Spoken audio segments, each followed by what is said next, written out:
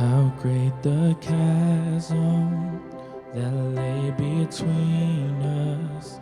How high the mountain I could not climb. In desperation, I turned to heaven and spoke your name into the night. Then through the darkness, your loving kindness tore through the shadows of my soul. The work is finished, the end is written. Jesus Christ, my living hope. Who could imagine so great a mercy? What heart could fathom such boundless grace? The God of ages stepped down from glory to wear my sin and bear my shame. The cross has spoken, I am forgiven. The King of Kings calls me his own. Beautiful Savior, I'm yours forever. Jesus Christ, my living hope.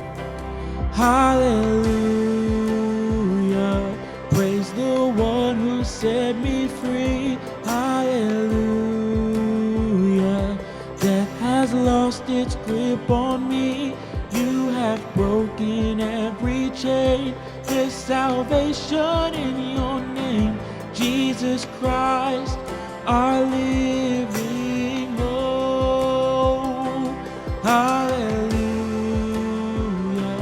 praise the one who set me free. Hallelujah, death has lost its grip on me. You have broken every chain. There's salvation in your name, Jesus Christ, my living hope. Then came the morning that sealed the promise. Your buried body began to breathe. Out of the silence, the roaring lion declared the grave has no claim on me. Then came the morning that sealed the promise. Your buried body began to breathe. Out of the silence, the roaring lion declared the grave has no claim on me. Jesus, yours is the victory. Whoa, hallelujah, praise the one who set me free. Hallelujah, death has lost its grip on me. You have broken every chain. There's salvation in your name, Jesus Christ, my living hope. Hallelujah, praise the one who set me free. Hallelujah,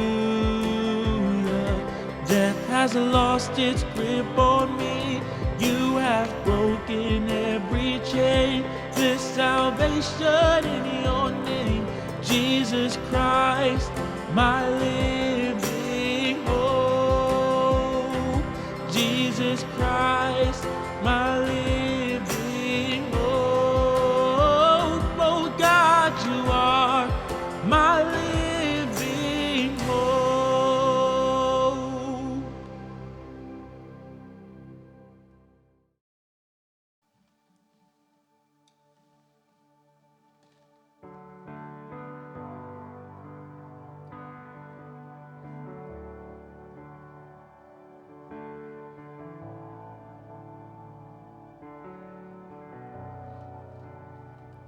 You are here, moving in this place. I worship you, I worship you. You are here, working in this place. I worship you, I worship you. You are here, moving in our midst. I worship you, I worship you. You are here, moving in this place. I worship you, I worship you. You are waymaker, miracle worker, promise keeper, light in the darkness. My God, that is who you are. You are waymaker, miracle worker, promise keeper, light in the darkness. My God, that is who you are. You are here, touching every heart. I worship you, I worship you. You are here, mending every heart. I worship you, I worship you. You are here, turning lives around. I worship you, I worship you. You are here, healing every heart. I worship you, I worship you, Lord. You are waymaker, miracle worker, promise keeper, light in the darkness. My God, that is who you are. You are waymaker, miracle worker, promise keeper, light in the darkness. My God, that is who you are. That is who you are. That is who you are. That is who you are. That is who you are. Even when I don't see it, you're working. Even when I don't feel it, you're working. You never stop, you never stop working. You never stop, you never stop working. Even when I don't see it, you're working. Even when I don't feel it, you're working. You never stop, you never stop working. You never stop, you never stop working. Even when I don't see it, you're working. Even when I don't feel it, you're working. You never stop, you never stop working. You never stop, you never stop working. Even when I don't see it, you're working. Even when I don't feel it, you're working. You never stop, you never stop working. You never stop. You are waymaker, miracle worker, promise keeper, light in the darkness. My God, that is who you are. You are waymaker, miracle worker, promise keeper, light in the darkness. My God, that is who you are. You are waymaker, miracle worker, promise keeper, light in the darkness. My God, that is who you are. Waymaker, miracle worker, promise keeper, light in the darkness. My God, that is who you are.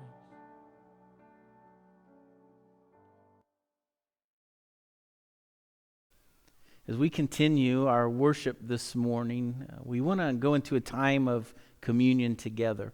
And so if you don't have your elements ready to go, this would be a good time to pause the video and get some juice or some crackers or bread and be ready to share communion together.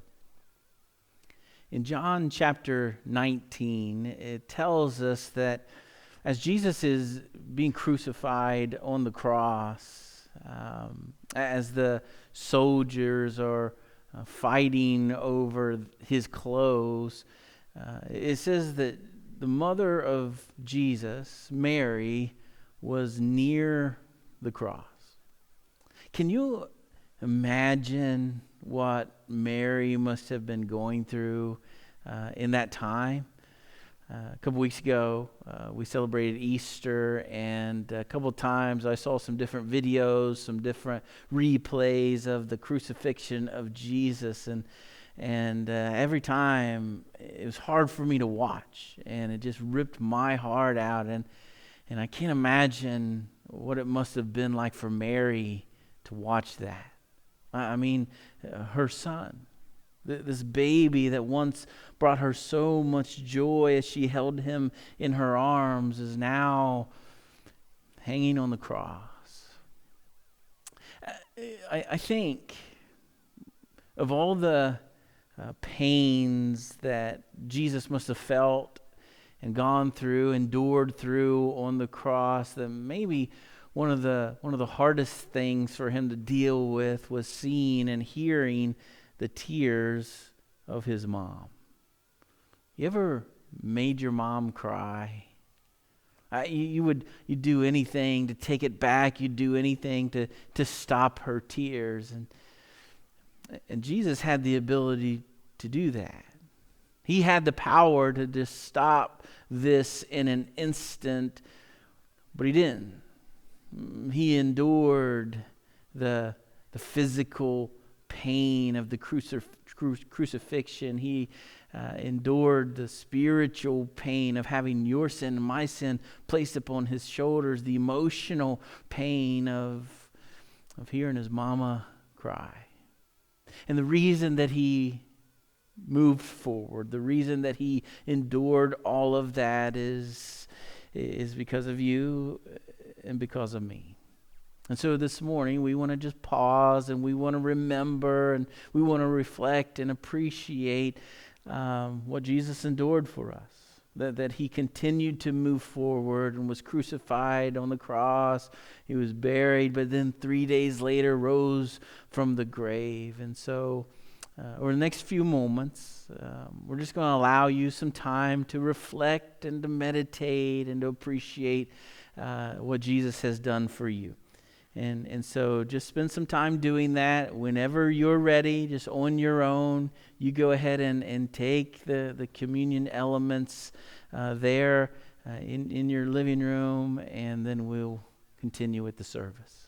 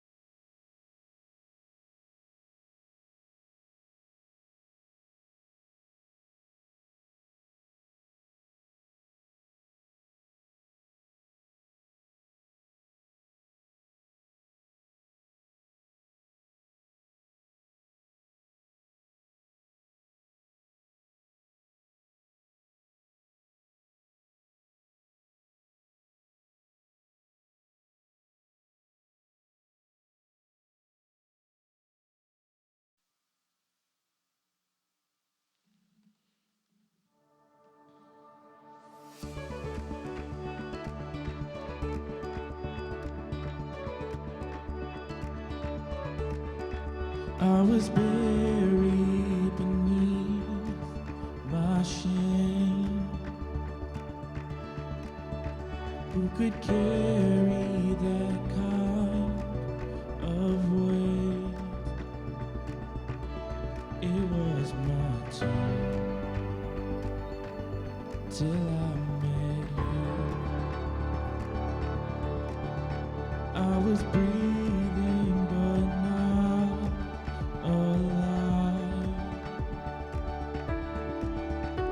all my failures I tried to hide. It was my turn till I met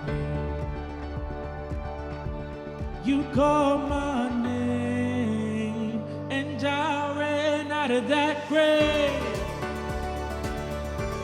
out of the darkness into your glorious day. You called my name and I ran out of that grave, out of the darkness into your glorious day.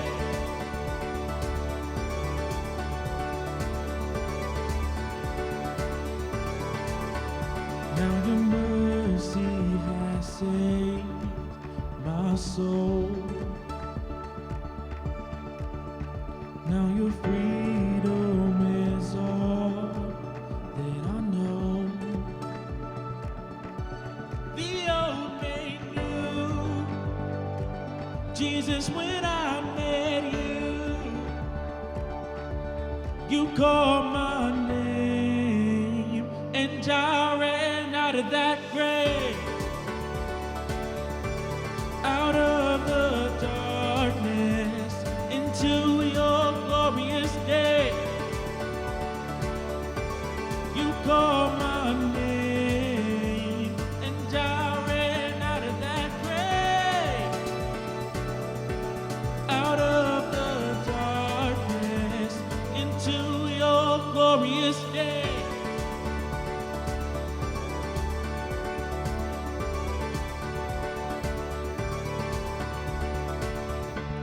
This is my story, and this is your story. So let's declare this together. I needed rescue, my sin was heavy, but chains break at the weight of your glory. I needed shelter, I was an orphan, now you call me a citizen of heaven. When I was broken, you were my healing. Now your love is the air that I'm breathing. I have a future, my eyes are open, 'cause when you called my name, I ran out of that grave, out of the darkness into your glorious day. You called my name and I ran out of that grave, out of the darkness into your glorious day.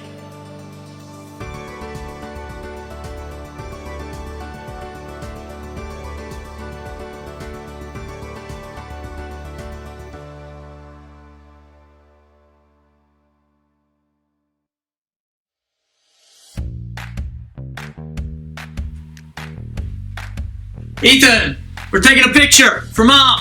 What picture? For Mom, it's Mother's Day. Hello, come on. Right here. Oh, Quit your screaming.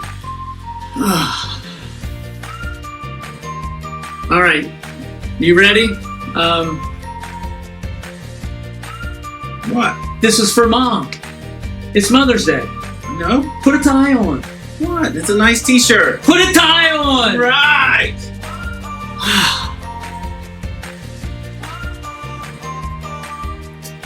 Let's go. Back. All right, now just get in close. Make sure you're close. I want to make sure we're in the picture, okay? Are you in?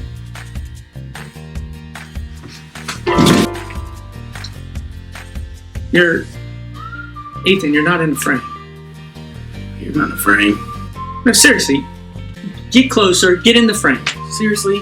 What do you want me so close to you for? Are you a weirdo?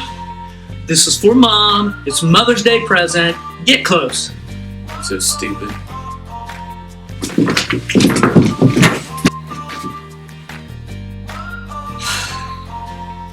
All right, I'm setting it for 3 seconds. All right? Smile, all right?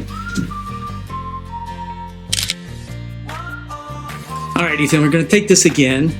Smile this time. I did smile last time.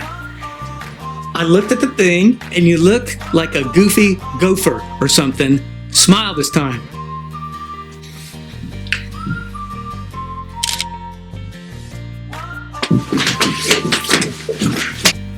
Okay, are you ready this time? All right.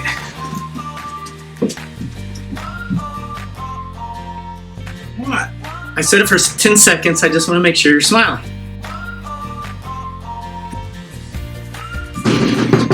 Ethan, come out of the bathroom. Put down the yardstick. Ethan, if you don't hurry up, I'm going to take the picture myself.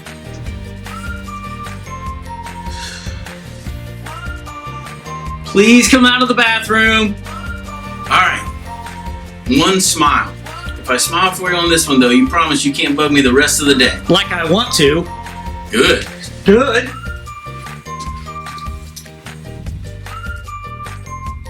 Hey, hold up. What? Hey, I'm going, Mom!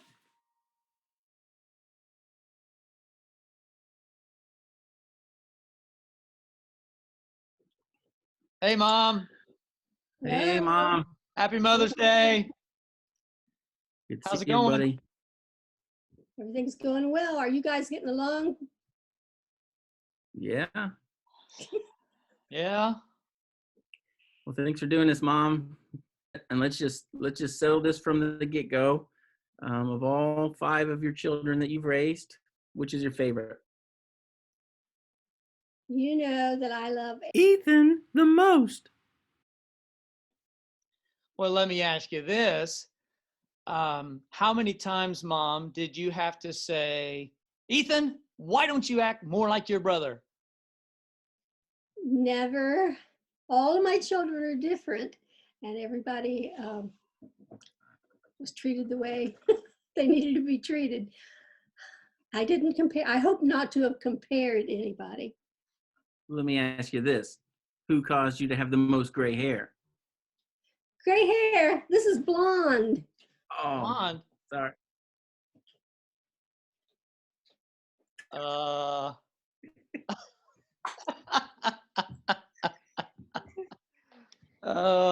right, Mom. Let's please stop goofing off, and we got a couple of serious questions for you. We'd love to pick your brain about. Mother of 5 children. What would you say is probably one of the greatest joys of being a mom? To see my children love God and walk faithfully with Him, and love other people. I know being a mom's not all joy. Can you share with us what would you consider to be one of the greatest frustrations of being a mom? Well, looking back, I can see a lot of a lot of situations that I should have handled differently, and so I'm really thankful that God can change things around. I know, just as a parent, just going through life, you've been through a lot of hard times. A lot of people, maybe even listening to this video right now, going through some hard times. What advice, what comfort might you give to people during this time? During tough times, I think families have to love each other more and all pull together in the same direction. Even if you don't have everything that you want, just enjoy each other. And when you know, these hard times will pass. And when they do, you'll have great memories. I remember when I moved from Ohio, graduating college, moving from Ohio to come to Delaware. You and Dad kind of came with me to assist the move. And the last thing that happened before you and Dad got in the vehicle to head back home is you gave me a big hug and kind of a tearful squeeze. You said, Mark, don't ever forget, I will be praying for you every day. That has really meant a lot to me, and it was a highlight memory, you know, as mom in my mind. why would you say prayer is so important for moms? I think moms feel helpless so many times and don't know where to turn.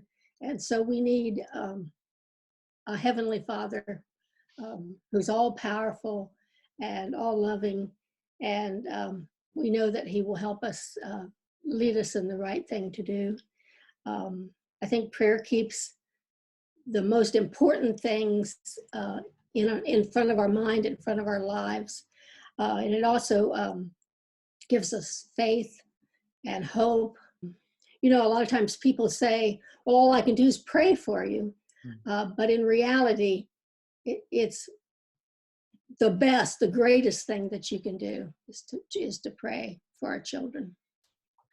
One of my favorite memories, Mom, that I cherish is every night that I could go down into your room, you were sitting there reading your Bible and praying. And is there a particular verse from the Bible, maybe kind of like a life verse that you just held on to as a mom? I think the one from Philippians that says, I can do all things through Christ who gives me strength, it is a really great one. How many times did you think one about, word. oh, I can do all things through Christ who strengthens me, as you're parenting Ethan? I can do this. I can do this. I can do this. Again, you've raised 5 children, and you know, at least 2 of us have turned out really, really good. Ethan and I, you know, we weren't always this perfect as we are now, but could you mention one of those words that you never wanted Ethan and I to ever use? There's probably a lot of them. Maybe the word stupid. Oh, she said it. Mom, You said it. Well, Mom, you're a great mom. We love you. We're so privileged and honored to call you Mom. Oh, thank you. I love you. Put your shirt on, Dad. Put your shirt on, Dad. At least he was wearing pants.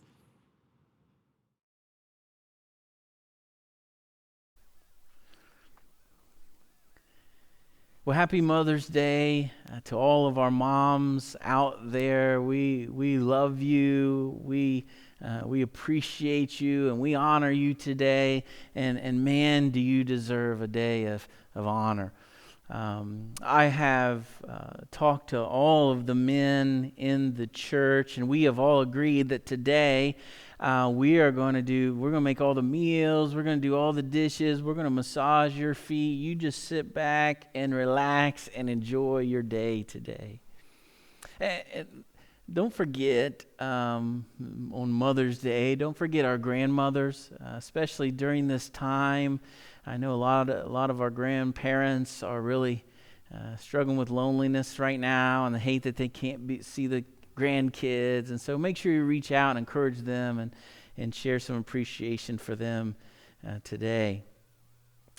This morning, we are starting a brand new sermon series here on this Mother's Day, and the series is going to focus in on the family life, and we've called this series Stuck at Home. Anybody be able to relate to that sermon title? We're all stuck at home, but what I want to do over the next several weeks is just speak to some different areas of family life, and maybe specifically to some areas where you might be stuck. And we just want to see what the Lord has to share with us through the next couple of weeks. And today we're going to begin by looking at a woman from Scripture who was stuck.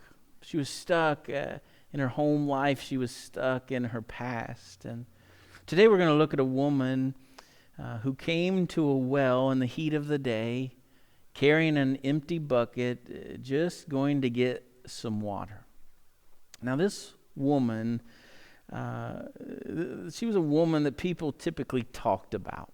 She had a bad reputation, and we're going to see that with every footprint she leaves in the dirt on her way to the well, that she's also carrying with her just an emptiness of life. And with every step, the emptiness of feeling unworthy and unloved and unsatisfied and unfulfilled, she's stuck. And Jesus sets himself up at the very well that she was headed to for a broad daylight divine appointment. The story comes out of the book of John chapter 4. John chapter 4 verse 1 says, "Now Jesus learned that the Pharisees had heard that he was gaining and baptizing more disciples than John, although in fact it was not Jesus who baptized, but his disciples. So he left Judea and went back once more to Galilee. Now he had to go through Samaria."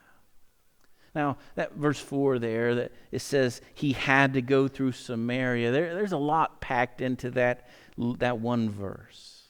He didn't have to go through there. I mean, no other Jewish person did. There were other ways that he could have gone. Other Jewish people would have just sort of GPSed their way around the Jordan River and traveled along the east side to avoid having to step one foot into Samaria. Because Jewish people despised Samaritans. I mean, there's some really bad blood between these two groups of people. These people had destroyed each other's temples. The Samaritans had actually left human remains and bones in Jewish temples. Things had gotten so ugly that a Jewish child was taught that if they happened to pass a Samaritan person along the road on a dirty, dusty road, they were to go immediately to be ceremonially washed by a priest or be declared unclean. This was an intense, this hatred, it was deep. And the Jewish people believed that there was no way a Samaritan person could ever enter into the kingdom of heaven. And I believe that is why Jesus had to go through Samaria. Look at verse 5 and 6. It says, "So he came to a town in Samaria called Sychar, near the plot of ground Jacob had given to his son Joseph. Jacob's well was there, and Jesus, tired as he was from the journey, sat down by the well. It was about noon." This well would have been a pretty lonely place at noon. You don't go draw water in the heat of the day. Most women in that culture, they would have went at sundown when it was much, much cooler. Nobody came at noon unless you didn't want to be seen, unless you were trying to avoid people, unless you didn't want to walk up onto huddles of people whispering about you. Look at verse 7. "When a Samaritan woman came to draw water, Jesus said to her, 'Will you give me a drink?' And then it adds this detail in verse 8. His disciples had gone into the town to buy food. You need to kind of understand that Jesus is actually breaking some social rules here. For one, he is a rabbi talking to a woman. That was frowned upon. He was a Jewish person associated with a Samaritan. That was a no-no. He was asking her for water to drink from a Samaritan cup that a Samaritan hand had touched. There's just all kinds of social norms and rules being broken here.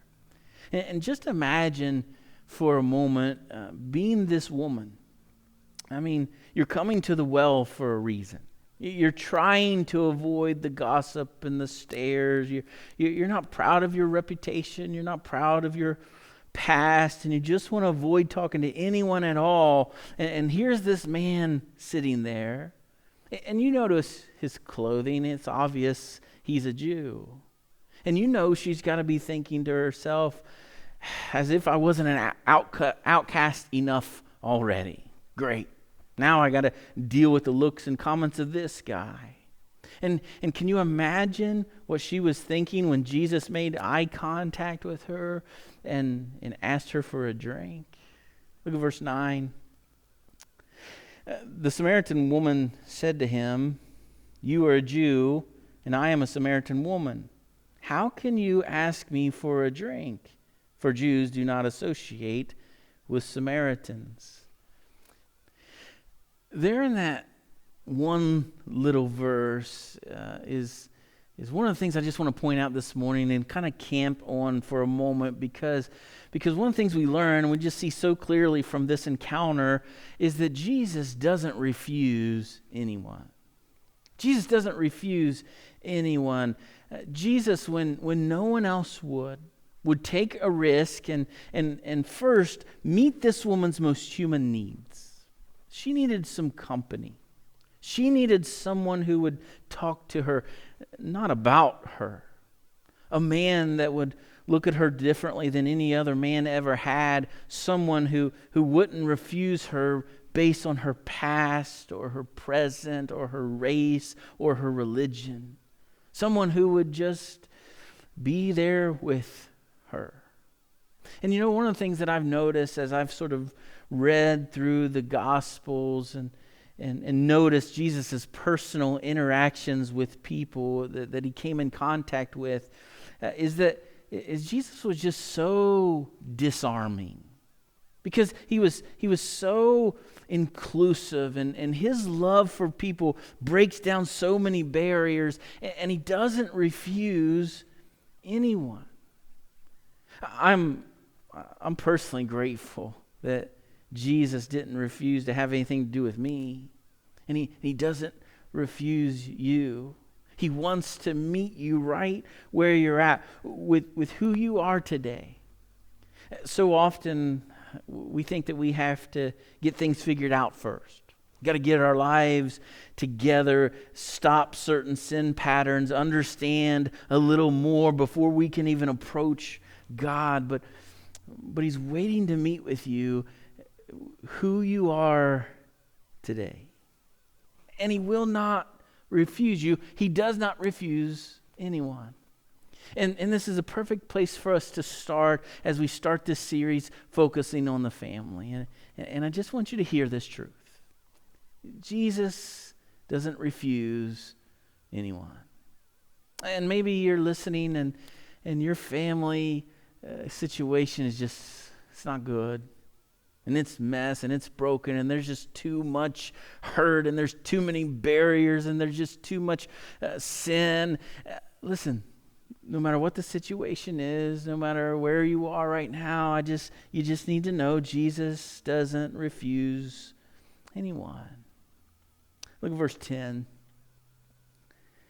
Verse 9 says, the Samaritan woman said, "You're a Jew and I'm a Samaritan woman. How can you ask me for a drink?" Verse 10, Jesus answered her, "If you knew the gift of God and who it is that asks you for a drink, you would have asked him and he would have given you living water." At this point, I think this woman's cynicism probably starts to kick in a little bit, and she's like, "Wow, living water, huh? I mean, I've heard a lot of pickup lines, but that's a new one. Living water, I've never heard that one before." And so she says to him, "Sir, you have nothing to draw with, and the well is deep. Where can you get this living water?" She's like, "Look, man, you don't have any rope. You don't have any bucket. Not to state the obvious here, but you don't have anything to get water with."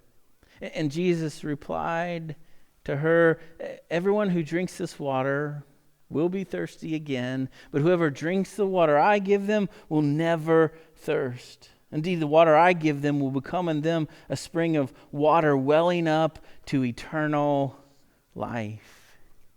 And I'm just imagining, with a little bit of that sarcastic tone, the woman replies, "Well, please, sir, give me some of this water so that I won't have to get thirsty again and so I can stop coming to this well."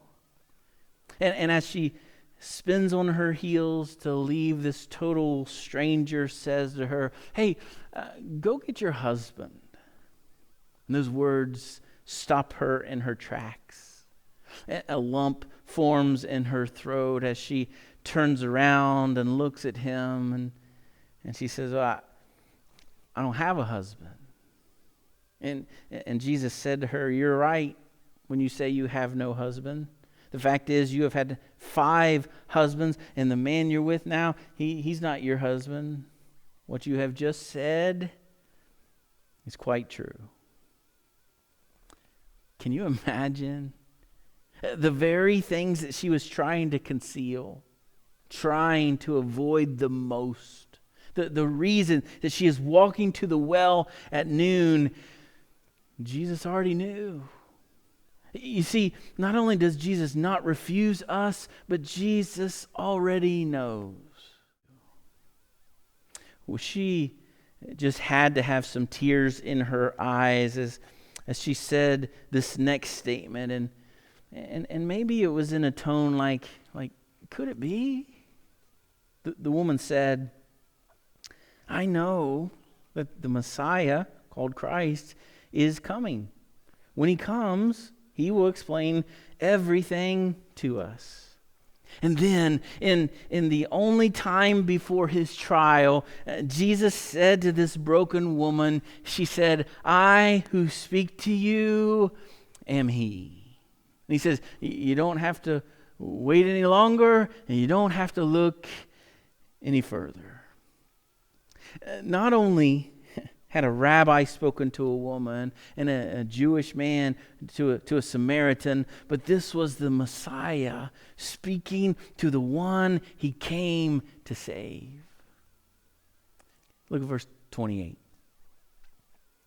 Then leaving her water jar, the woman went back to the town and said to the people, "Come, see a man who told me everything I did. Could this be the Messiah?" And they came out of the town and made their way towards him. What a cool picture. This woman, when she realized who it was she was talking to, who it was who was wanting to meet with her, she leaves her water bucket, she kicks off her high heels, and she goes running back into town to tell them that she has found hope sitting by the well. You got to come and see. Because you see, Jesus doesn't refuse anyone. And one more thing that I learned from the story is that Jesus can redeem any life. Jesus can redeem any life. He can. The word redeemed, it's kind of a church word. And so I looked it up this week, and there's all kinds of different definitions of it. But look at the first 4 definitions that popped up for the word redeemed. To make something acceptable, to restore reputation, to atone for human sin, to buy something back. Redeemed. And Jesus can redeem any life. Think about it. He went to the cross to atone for human sin, to buy back our wasted years, purchase our freedom, to restore our reputations through his blood and make us into something acceptable. A woman who didn't want to be seen in public, now running back into town saying, "You got to come and see." That's redemption. In a town called Sychar, which literally means falsehood, Jesus chooses this woman to go declare his truth. That is redemption. A woman who was only known and only talked about for sleeping around is now a woman who is now known for meeting with Jesus. Now, when people see her, they're going to whisper, but this time they're going to whisper, "That's the one. That's the woman who met the Messiah." Look at this verse from Psalm chapter 130. "O Israel, Put your hope in the Lord, for with the Lord is unfailing love, and with him is full redemption. Those words, full redemption, it makes me think of the great classic film, Dumb and Dumber. You know, the scene where Harry says to Lloyd after he trades in their van for this moped that they're supposed to fit on and drive across country, he says to him, "Just when I think you couldn't get any dumber, you go and do something like this and totally redeem yourself." Total redemption. Those words, full redemption, are powerful to me. We can't totally redeem ourselves. It's beyond us. But Jesus can totally redeem any life. Don't miss this morning. Full redemption. Not halfway, not partial, not 80%, not just enough to make us feel a little bit better or a little bit less guilty. No, full redemption.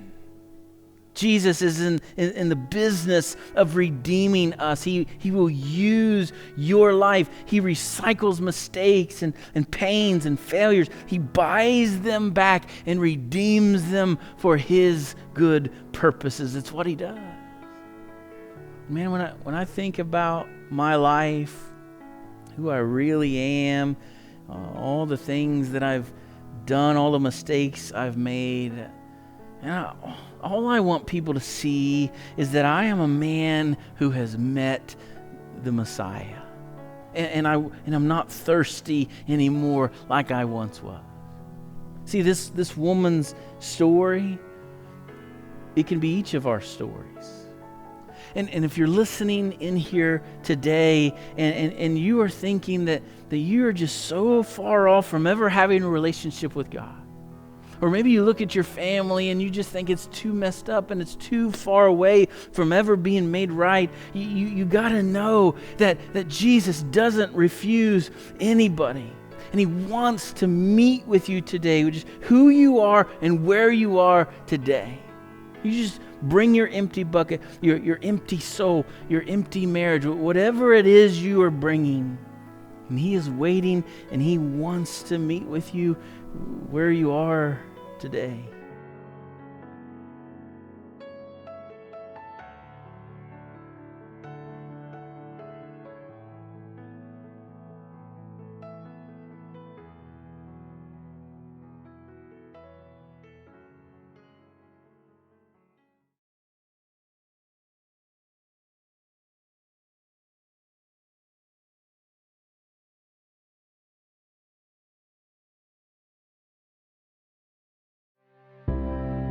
When I move out one day, my mom will be very sad. Sometimes I love her, sometimes I don't. But when I'm angry, I don't. My mom is everything to me. She just is this ray of energy and sunlight and positivity. The thing that I wish I could have done more of is thanking her. Didn't matter what shape I was in, I could always come home to Mom. My mom was basically the glue that held me together. When I left the Philippines, I knew that my son will be in good hands because I know my mom will take care of him. My mom is kind of smart, she's not that smart. If I would say like 1 to 10, it would be a 5. Maybe my poor dad got the raw end of the deal, but I do remember my mother saying to him when there was an argument about something I'd done, she says, "You don't want to hurt her spirit." I remember that. My mom was diagnosed with a really rare disease about 12 hours before she died. So we didn't get a lot of time to talk or to say goodbye, but she did get to say that she loved me, which were her last words. And I cherish that because I've been able to hang on to it. I'm probably gonna say to my mom, "You're a wonderful person. And you're my mentor." I tie an invisible string to my heart, and she ties the same one to her heart, and it's always attached together. My mother, she struggled a lot with addiction. Sorry, I'm getting upset. Yeah, it was hard. You know, you have partners, you have friends, you have kids, but there is nobody else who will ever care about you as much. My son now always tells me, I love you, Mama. But for 48 years, I realized I didn't say I love you to my mom. I can think of 3 words. I forgive you. You were a good mom. You did really good. Thank you, Mom. I love you, Mom. Hey, Chelsea, if moms got paid, how much do you think they should get paid in a year for being a mom?